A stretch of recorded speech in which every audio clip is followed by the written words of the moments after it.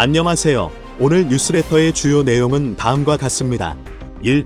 서해의 충격적인 변화. 2. 세계를 공포에 떨게 하는 한국. 3. 이상하게 행동하는 일본 회사. 지난 22일 국방부에 따르면 한국군이 주변국들의 탄도미사일을 요격할 수 있는 장거리 지대공 미사일 LSAM 요격 시험에 성공한 것으로 드러났습니다. 한국형 사드로도 불리는 LSAM은 40에서 70km 고도에서 탄도미사일을 요격할 수 있는 방어체계이자 KAMD의 핵심 무기로 오는 2026년 실전 배치를 목표로 개발되어 왔습니다. 군은 올 초 LSAM의 비행시험 성공 소식을 알렸는데 이번에는 실제 표적을 대상으로 치러진 요격 시험에 성공한 것입니다. 시험 비행 이후 9개월 만에 표적 요격 시험까지 완벽하게 성공하며 그 실전성을 입증해내었는데요. 소식통에 따르면 LSAM에 탑재되는 대탄도탄 유도탄 ABM과 대한 공기유도탄 AAM 두 종류를 모두 테스트하였고 두 유도탄 모두 표적에 적중하였다고 밝혔습니다. 국내 기술로 개발된 ABM탄은 탐지거리 310km에 마하 8.82 요격 고도 40km, 100km 사거리 300km를 갖고 있는데요. 특히 고체 추진제를 사용하는 노즐 목 가변형 핀을 추력기 기술을 접목해 요격 정확도와 회피율을 크게 높였습니다. 국방부에서 공개한 영상에서 마치 SF 영화에서나 볼 법한 환상적인 자세 제어를 보여주어 크게 화제가 되기도 하였습니다. 고체 추진이지만 액체 추진 방식의 DACS처럼 점화 후 재점화를 통해 지속시간과 사거리 및 운용성을 대폭 향상하는 등 기존 유도탄과 차별화된 최첨단 신기술들이 대거 적용되었는데요. 이는 세계 최고의 성능을 지닌 데 탄도탄 유도탄 SM-3보다 한 차원 더욱 진화한 성능으로 평가되고 있습니다. 초 KDDX 등의 SM-3를 대체하여 탑재될 것이 유력한 상황이죠. 또한 함께 시험이 진행된 대한 공기 유도탄 AAM은 탐지거리 230km, 속도 마하 2, 사거리 300km 이상으로 세계 최고급 성능을 지녔는데 실제로 이 사건 리대의 방공미사일을 독점하는 미국의 레이시온사 갑질에서 벗어나기 위해 1티어, 즉 국산화의 필요성이 대두된 것입니다. 경막형 이중펄스 로켓과 칩 추력기가 적용되며 탐색기는 천공 대공 미사일 성능 개량 유도탄에 장착되었던 쿠밴드 레이더 탐색기를 개량한 것이 적용됩니다. 요격 대상에는 항공기와 무인기는 물론 대레이더 미사일, 순항미사일이 포함됩니다. 또한 필요시 ABM이 요격에 실패한 적 탄도미사일을 저고도에서 요격하는 방안도 검토 중입니다. AAM의 발사관은 사각 모형으로 이는 현재 ADD에서 개발 중인 한국형 수직발사대에 탑재할 함대공 미사일을 AAM 기반으로 하기 위함입니다. 특히 국방부는 최근 업무보고에서 사드 추가 배치에 대한 언급 없이 LSAM을 조기 전력화해 KAMD를 강화해 나가겠다고 밝혔는데요. 동시에 LSAM의 요격 고도를 사드급 40에서 150km로 높인 LSAM2 개발에도 속도를 내겠다면서 LSAM2가 조기에 개발된다면 굳이 사드는 필요하지 않다고 언급하기도 했습니다. 즉, 한국이 추구하는 KAMD의 방안은 적어도 천공리, 중고도 LSAM, 고고도 LSAM2 구축으로 독자적인 방공망을 지향하고 있는 것으로 보이는데 이러한 독자적 AMD는 아시아 유일이자 세계에서도 미국, 러시아, 이스라엘 이후 네 번째로 성공한 국가가 되는 것입니다. 한국은 지정학적 측면에서 동북아를 넘어 인도 태평양의 최대 요충지이기에 이러한 소식은 전 세계를 요동치게 할 만한 소식이었는데요. 지난 3일 로이드 오스틴 미국 국방부 장관은 미국에서 열린 한미안보협의회 SCM에서 특히 한국이 독자적으로 구축한 방어망은 확장 억제 실행력을 갖춘 측면에서 그 의의가 크다고 하였죠. 미국의 군사적 측면을 고려할 때 전략 거점이 중동에서 인도 태평양으로 옮기게 되었고 이로써 한국의 미사일 능력이 더없이 중요해지게 되었는데요. 16일 워싱턴 국방부 청사에서 열린 기자회견에서 마크 밀리 합참의장은 중국은 지정학적으로 미국의 중대한 도전이 될 수 있는 잠재력을 가진 유일한 나라라고 말했습니다. 한국의 3,000km 반경 내에 북한, 중국 전역 러시아, 남부까지 포함되기에 한국이 지닌 군사적 역량이 더욱 부각되고 있습니다. 이런 상황 가운데 최근 놀라운 소식이 전해졌는데요. 우리 군이 서해 무인도의 장거리 지대공 미사일 LSAM과 고인력 탄도미사일 등 대형 발사체 시험용 시설 구축을 ADD는 내년부터 오는 2026년까지 총 358억여 원을 들여 미사일 및 발사체 시험 시설을 구축한다는 계획을 세웠습니다. ADD는 현재 해상의 바지선을 활용해 발사체 비행 시험을 하고 있는데요. 그러나 연간 80억여 원 수준의 비용 부담과 안전 문제 발생 우려를 이유로 서해 무인도를 군사 기지화한 육상 시험시설 구축을 진행한다는 것입니다. ADD는 이곳에서 LSAM과 고위력 탄도미사일, 함대공 유도무기, 장사정포 요격체계의 AMD의 시험뿐만 아니라 단 분리대형 발사체와 고체연료, 우주발사체 시험도 가능할 것이라고 설명했습니다. 그리고 그 유력 후보지로 꼽히는 곳이 바로 서해의 독도로 불리는 경렬비열도이죠. 경렬비열도는 올해 6월 한만법 시행령 개정안이 국무회의를 통과하면서 국가관리 연안항의 지위를 갖고 서해를 지키게 됐습니다. 뭔가 착착 들어맞고 있는데 국가관리 연안항 지정 시 거점 항만 및 전진기지로 개발되기 때문입니다. 해양수산부에서 발표한 제4차 전국 항만기본계획에 따르면 국가관리 연항의 존재 목적 자체가 국가안보, 영해관리 등 전략적 요충지로서 기능을 수행하는 항만에 대해 국가적 차원에서의 해양영토 수호 및 국민 안전 확보에 완벽히 하기 위함이라고 되어 있는데요. 이런 한국의 조치는 특히 중국을 견제하는 데 있어 신의 한 수가 될 것으로 보입니다. 경렬비열도는 중국 산둥반도까지 268km에 불과해 맑은 날이면 중국의 개 짖는 소리가 들린다는 믿지 못할 이야기까지 있을 정도입니다. 그만큼 군사 요충지이자 우리나라 최서단 영해 기준점으로서 경렬비열도가 갖는 의미는 매우 큰데 2014년 중국은 조선족을 앞세워 서경렬비도를 20억 원에 사들이려 하였습니다. 국토교통부가 그해 말 이 섬에 대한 외국인 토지거래 제한 조치를 내려 막았지만 안심할 수는 없는 상황이었는데요. 만약 중국 자본이 경렬비열도에 침투하게 된다면 여장권 관련 어업 권리를 주장하거나 중국에서 강제 이주시킨 중국인들이 거주할 유인도가 되어 해량형 유권 및 점유권을 주장할 수도 있기 때문입니다. 반대로 한국이 이 섬을 군사기지로 활용하게 된다면 1급 국가보안시설로 지정되어 반경수 킬로미터에는 중국인이 얼씬도 하지 못하게 되는 것이죠.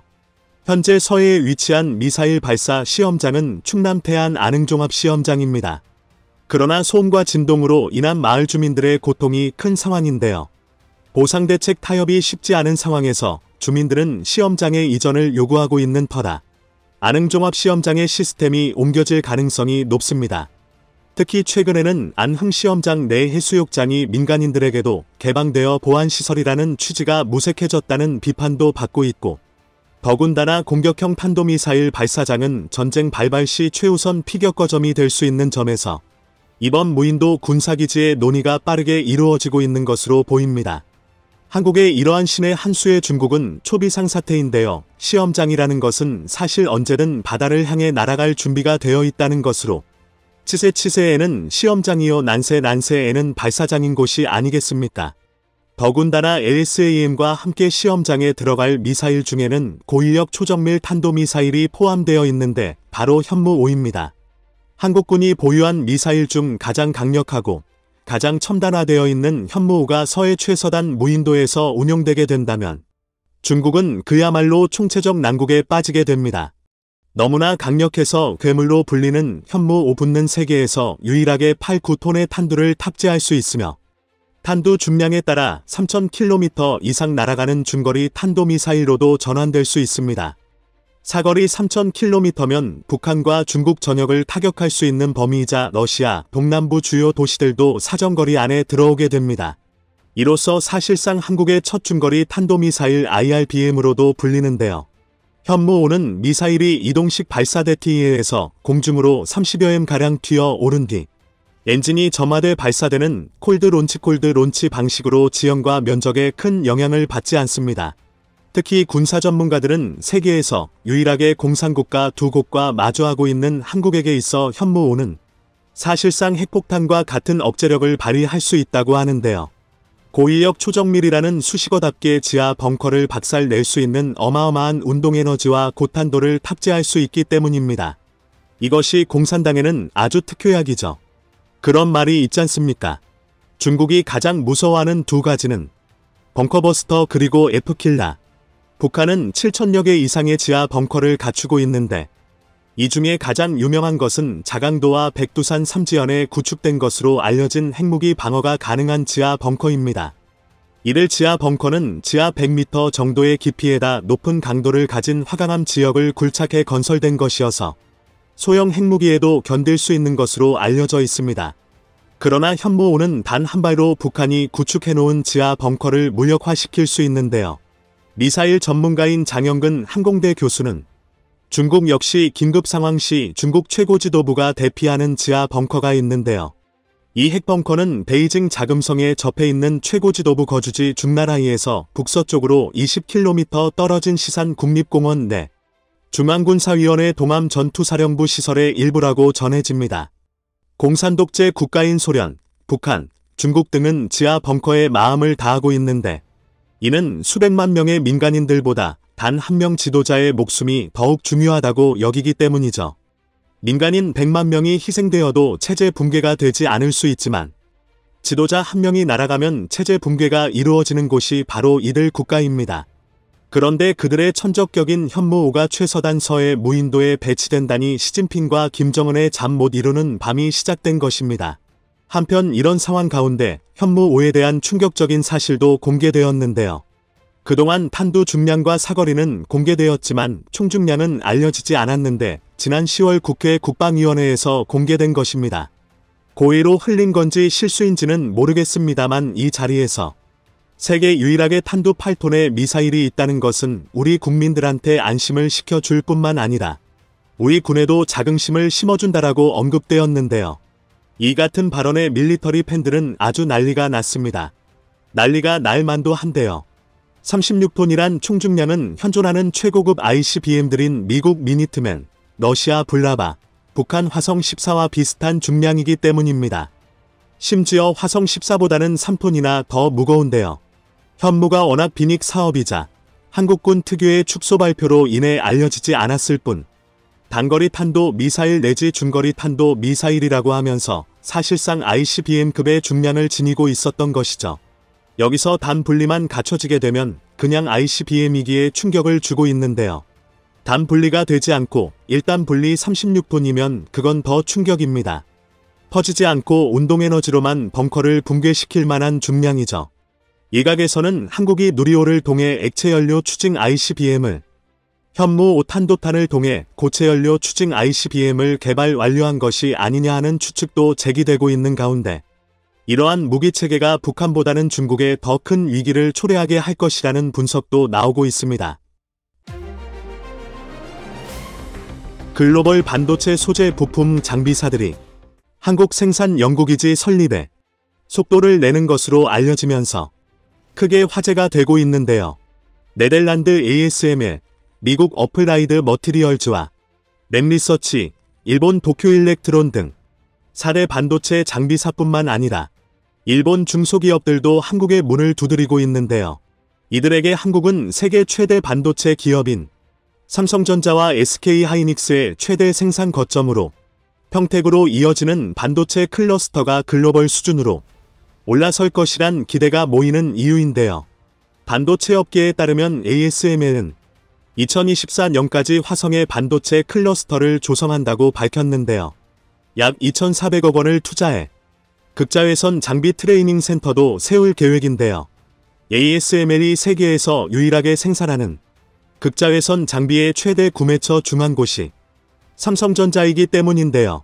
삼성전자는 파운드리 반도체 위탁 생산, 첨단 공정뿐만 아니라 메모리 반도체 생산에도 EUV 장비 도입을 추진하고 있는데요. ASML이 직접 한국의 EUV 장비 트레이닝 센터를 세워야 할 정도로 그 수요가 증가하는 셈인데요. 세계 4대 반도체 장비사의 국내 투자는 이미 현재 진행형으로 세계 1위 반도체 장비 업체인 미국 어플라이드 머티리얼스는 최근 경기도에 연구개발 센터를 짓기로 해서 지난 5월 바이든 미국 대통령이 방한해 삼성 평택 공장 방문을 찾았을 때 바이든 대통령이 관심을 보인 반도체 장비 중 하나가 어플라이드 제품이었는데요. 세계 3위 반도체 장비 기업인 미국 랩리서치는 지난 4월 경기도 용인 지곡산업단지에서 최첨단 연구, 개발 시설인 코리아 테크놀로지 센터를 열었는데요. 넷리서치가 아시아에 짓는 첫 연구 개발 센터로 3만 평방미터 규모의 최대 신계 장비가 들어가는 클린룸을 보유했는데요. 세계 4위 장비 업체인 일본의 도쿄일렉트론도 천억 원을 들여 화성의 연구, 개발 시설을 대규모 증축하는데요. 내년 10월까지 지상 6층, 연면적 1만 평 규모의 첨단 R&D 센터를 준공할 예정인데요. 일본의 반도체 소재 부품 장비사들도 한국 투자를 늘리고 있는 것으로 나타났습니다.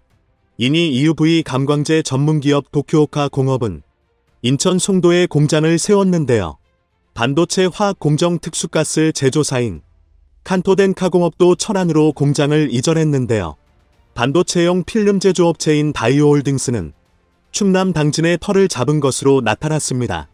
다이킹공업, 슈와덴코 등 일본 반도체 관련 기업들도 당진과 평택 일대에 투자를 결정했다는 소식도 이어졌는데요. 반도체 장비 업체들의 행보는 삼성전자, SK하이닉스와 긴밀한 협력관계를 형성하면서 한국에 투자한다는 명분도 챙기기 위한 차원으로 풀이되는데요. 삼성전자와 SK하이닉스의 반도체 생산 라인은 대부분 한국에 있으며 특히 첨단 공정이 필요한 반도체는 모두 한국 공장에서만 만들고 있는데요. 혹시 모를 기술 유출 우려 등을 불식하기 위해서라고 밝혔습니다. 삼성전자는 7나노 이하 초미세 공정, EUV 공정 등을 한국의 기흥, 화성, 평택 캠퍼스 등에만 도입했는데요. SK하이닉스 역시 중국 우시에서 디램을 생산하고 있지만 EUV 공정을 적용한 디램은 한국 공장에서만 만들고 있는데요. 청주는 낸드 플래시를 중심으로 생산하고 SK하이닉스는 경기도 용인 반도체 클러스터에도 착공을 준비 중으로 알려졌습니다. 글로벌 소재 장비 기업은 한국의 거점을 구축하면 반도체 제조기업의 경우 글로벌 물류난과 같은 예측 불가능한 위험이 발생해도 소재 장비 수급의 치명타를 피할 수 있어 공급망 안정을 꾀할 수 있다는 점을 장점으로 꼽았는데요. 더욱이 미국 업체들로선 미국과 중국의 무역 갈등으로 중국 반도체 업체들과 협력을 논의하기 어려워 삼성전자나 SK하이닉스만 한 한국 고객군이 없는 상황으로 업계 관계자는 한국의 삼성이나 SK하이닉스의 최첨단 반도체 공정에 적합한 장비 개발을 위해 이를 패비 있는 곳의 장비 업체들도 R&D 센터를 구축하려고 한다며 한국에 투자한다는 명분도 챙기고 한국 업체와 비즈니스도 하는 실리도 얻을 수 있다고 설명했는데요. 반도체 업계에선 마음이 다급한 상황으로 주요 국가는 반도체를 무기로 삼아 속속 경쟁에 뛰어들고 있는데요. 미국 연방상원은 지난해 혁신과 경쟁법을 가결하며 자국 반도체 생산기지 조성에 2,500억 달러 328조 8,750억 원을 쏟아붓기로 했다는 점인데요. 중국은 2025년까지 자국 반도체의 70%를 국산으로 조달하겠다는 방침을 세웠습니다. 유럽연합은 집적회로 법을 만들어 480억 달러 63조 1,440억 원을 투자하기로 했는데요. 일본은 자국에서 반도체 공장을 새로 짓거나 증설하면 투자액 절반을 정부가 부담하기로 했는데요. 이런 중국에 맞서 일본 기업을 비롯한 외국 기업들이 한국에 몰리고 있는 것이었습니다. 열나라 일본은 일본의 기업 몇 개를 합쳐 중국에 공동 대응하겠다는 방침을 밝혔는데요.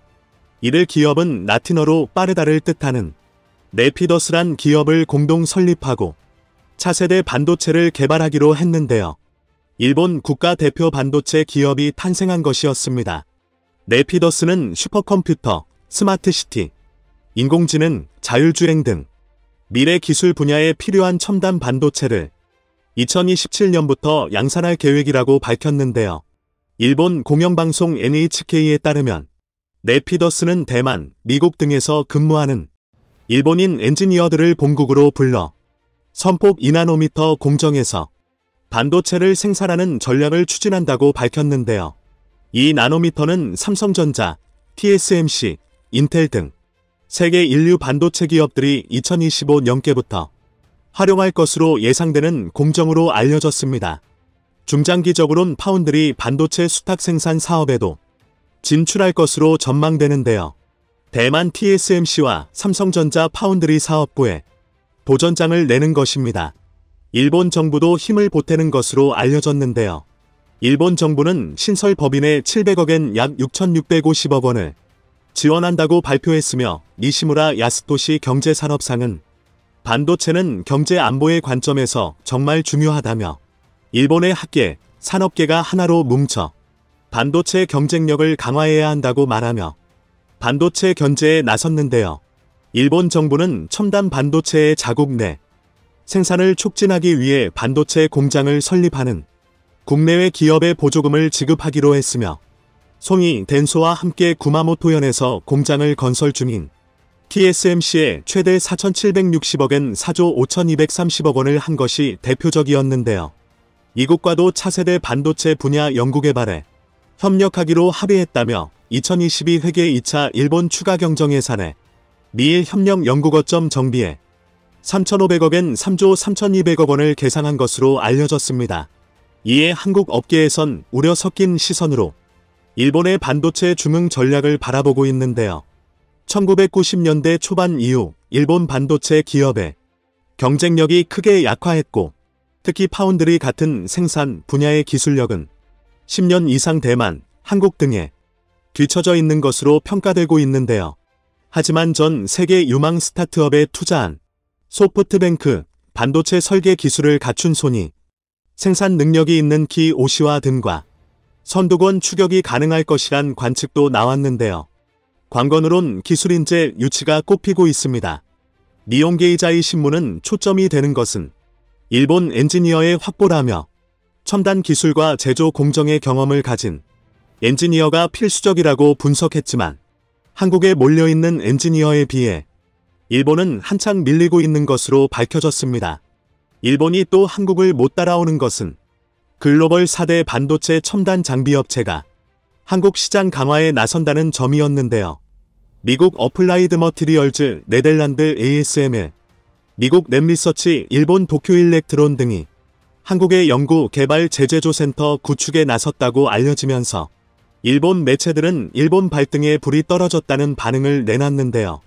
이들 업체는 전 세계 반도체 장비 시장 점유율 절반 이상을 차지하고 있는데요.